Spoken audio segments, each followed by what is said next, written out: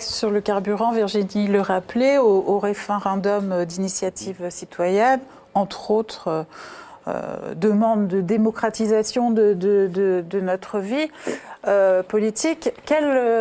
Jean-François Barnaba, par exemple, quel regard vous portez sur cette mesure qui est de plus en plus couramment réclamée par les Gilets jaunes sur le terrain? Oui, c'est effectivement une proposition qui a émergé et qui maintenant est généralisée. Elle traduit ce besoin de parole, cette volonté de récupérer la parole et d'exister en tant que citoyen à part entière. Mais évidemment, on ne peut avoir aucune confiance dans la capacité de ce gouvernement à traduire dans les actes, à faire rentrer dans les actes ce référendum d'initiative citoyenne. C'est pourquoi nous allons essayer de le faire nous-mêmes. Nous travaillons avec un bon niveau d'expertise à installer les moyens techniques qui permettent de mettre en place, en marge de la société institutionnalisée, cette procédure de référendum d'initiative citoyenne. Procédure sous la haute autorité d'un magistrat qui fait référence et qui est d'accord pour piloter ce projet de manière à lui donner aussi l'autorité nécessaire. On va essayer de le faire, puisque le gouvernement n'est pas en capacité, puisqu'il ne le fera pas, on va le faire. Je n'étais pas contre, Eric, je suis pour, mais bon, comme vous dites, effectivement, ils ne le feront jamais. Et qui va le mettre en place. Mais l'idée de court-circuiter, de mettre en place à côté, c'est juste trop génial. Voilà. Oui, ils vont avoir peur. Oui, ils peuvent avoir peur aussi d'autre chose. C'est qu'effectivement, cette notion de rond-point est essentielle dans ce mouvement. Il faut aussi qu'elle évolue. Et il nous semble pertinent que les députés en France, ce ne sont pas les députés d'un mouvement politique, d'un parti politique. Ce sont les élus de la nation.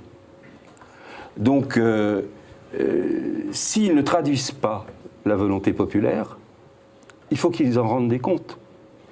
Donc les ronds-points, eh bien, il faut qu'on les généralise autour de chaque député de la République. Chaque député de la République doit avoir son rond-point. Ah, ils vont être bien. Ils seront ravis. Vous leur faites un beau cadeau de Noël. Voilà, tout à fait.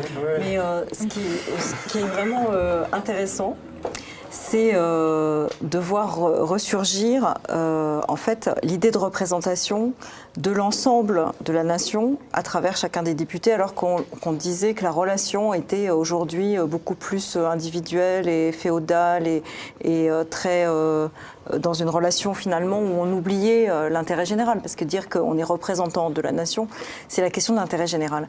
Et en fait, dans la période révolutionnaire, puisque je suis venue en parler, il y avait la possibilité d'envoyer des adresses et pétitions directement aux députés, et il y avait une commission des adresses et pétitions qui essayait de repérer tout ce qui se disait dans le pays et d'en faire un choix pour que ça soit lu au début des séances d'assemblée.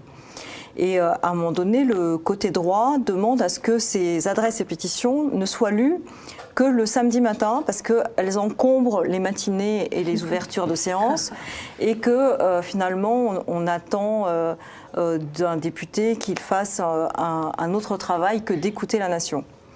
Et du coup, le côté gauche se bat quand même assez vaillamment contre ça, et ça a été maintenu à l'ouverture.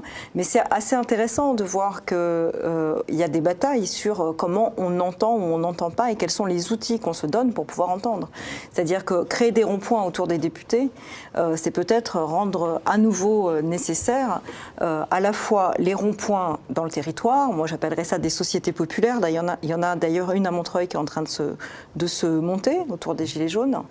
Et Et ces sociétés populaires envoyaient des adresses qui fabriquaient le rond-point autour des députés.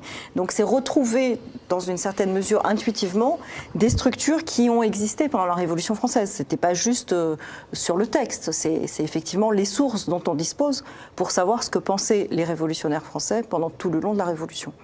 Et sur la question de la possibilité d'abroger une loi quand elle est mauvaise, ou de révoquer quelqu'un, c'est pareil, c'est dans la Constitution de 1793. Là, pour le coup, elle n'a pas été mise en œuvre, mais elle a été discutée quand même très longuement et d'une manière très approfondie.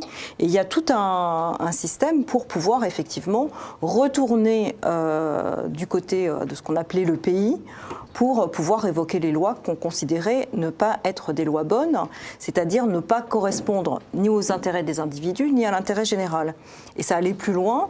On affirmait qu'une mauvaise loi n'était pas une loi. Et donc, du coup, on pouvait s'y soustraire assez rapidement, puisque une loi tyrannique n'est pas une loi. Et évidemment, dans le moment du mouvement sur la loi travail, eh bien, on a essayé de parler de ce genre de choses. Les lois tyranniques ne sont pas des lois, donc on est en train de sortir de l'espace démocratique, puisque chacun a quand même, dans la période, affirmé que c'était des lois tyranniques. Voilà.